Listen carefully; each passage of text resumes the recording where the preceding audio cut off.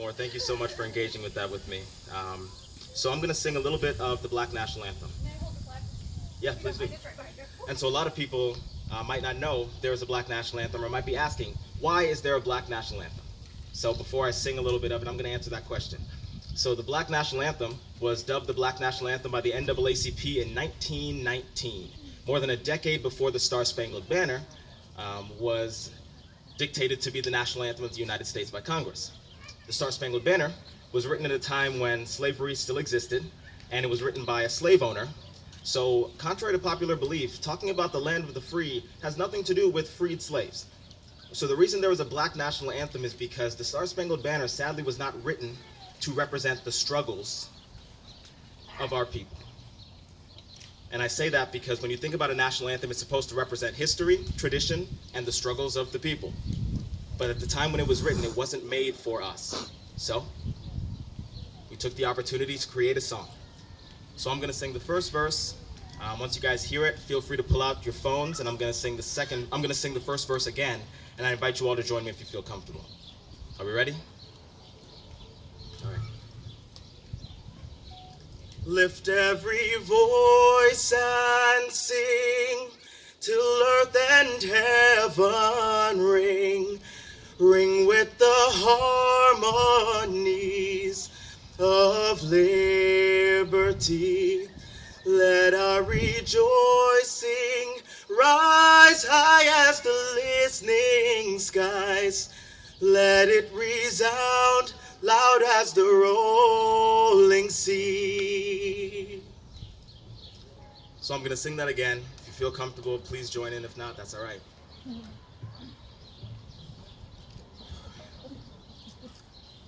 Lift every voice and sing till earth and heaven ring.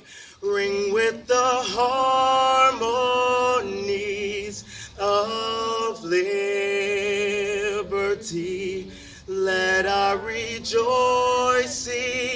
rise high as the listening skies.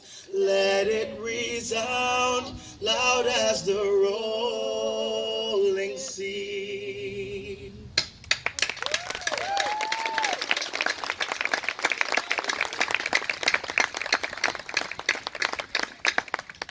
No justice! No peace! No justice! No peace! No justice! No peace! All right, still up here, right? Yeah.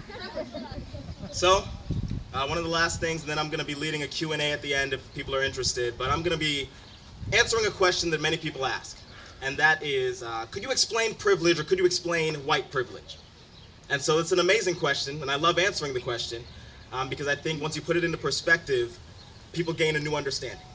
So, whether you're here on the counter side or whether you're here to support, I just want you to bear with me for a little bit and just pay attention. So put yourself in a classroom, all right? We're in a classroom, and there are 5 rows of desks back and 5 rows of desks across, all right? And each row is filled with students. Your professor walks in, and your professor says, all right, I'm going to be giving out extra credit. He or she or they grabs a trash can or recycling bin, and they put it in the front of the classroom. They tell every student to crumple up a piece of paper. And they say, all right, whoever can make their piece of paper into that recycling bin gets 10 points extra credit. Remembering that the desks are 5 across and 5 back, who has a higher chance of making it into that trash bin? Front row! The front row, right? The front row. The front row didn't ask to be put in the front row, and the front row wasn't expecting to be placed in the front row, but they were placed in the front row. The back row wasn't expecting to be put in the back row. The back row didn't ask to be put in the back row, but they were put in the back row due to circumstances. If we put that into historical context, due to colonization and due to the way that history transpired, some people are in the front row, some people are in the back row. The front row should not feel bad for being in the front row. Front row shouldn't feel bad for being in the front row. But the front row should realize that because they're in the front row, they have a better chance of getting those 10 points of extra credit. So, what could the front row do? After the front row shoots their shot, they can lean out of the way so that the people behind them have a clear shot. After the front row shoots their shot, they can stand up and walk away. So the people behind them get a clear shot. After they shoot their shot, they can be like, hey, professor, do you mind if somebody in one of these rows behind me takes my spot in the front row so they have a better shot of making it? They could switch before they even shoot, because since they're in the front row, they realize that they're more attentive in class. They realize that they don't need the 10 points of extra credit because they're in the front row. And they pay attention, they don't fall asleep, they have everything that they would need, so they switch with somebody behind them.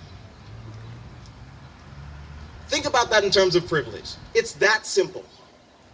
Due to history and due to circumstances, people are in a more fortunate place than other people. Don't feel bad for having that privilege, but realize that that privilege is present and decide who you want to be with that privilege. You don't have to lean out of the way. You don't have to get up and move. You don't have to switch with the people behind you. You don't have to stand up and walk out of the way. You don't have to do any of that. But in choosing to do so, what does that say about you? What does that say about your values? What does that say about your morals? You don't have to do anything. But in doing so, it shows that you realize that you have been placed in a fortunate place because of history, and you are actively doing whatever you can to make sure that instead of 5 rows back and 5 rows across, you just got a long classroom where everybody's in the front row. Right? That's right. That's right. So, something to think about. Thank you all so much for being here. It says a lot about who you are as people. Thank you. So for those of you that don't know, Pierre is from Bradley University. He's in the master's program, and he is working with non-for-profits. He is wonderful and absolutely wonderful. He has absolutely blown our minds. He is not, like, he is always this eloquent. I don't know how else to say it. He's always this eloquent. That's not just a speaking thing. He's just a beautiful human, and we're very, very lucky to have him here today. Yes, Miss Jayshree, you ready? All right, here we go. Woo! You're gonna do great. So what do you do with this information that you are getting? So my piece is talking about how you can become allies once you leave Central Park today, once you walk away and join your families and join your work, your everyday to-day life. What are you going to do differently after you have learned what you have learned today? So as a counselor, that's what I usually focus on, is what is the lesson that you're going to take away from today. So I would like you to feel comfortable. If you want to close your eyes, you can. You can keep your eyes open, whatever feels comfortable for you. Everybody just take a nice deep breath in and let it out. And I would like you to imagine the last time a person walked with you through a really difficult journey in your life. Just think about that. What did they do? Did they hold your hand? Did they sit next to you? Did they listen to you? Like actually listen to you, and you felt heard? Were they honest with you? Were they truthful with you? Did they advocate for you? Did they make you feel less alone? Did they protect you? Did you feel protected with this person next to you? Imagine a time when you felt the most vulnerable. Was there someone there with you who made you feel less vulnerable?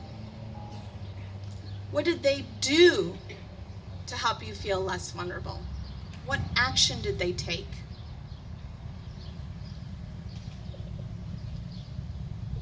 Imagine a time in your life where you were bullied.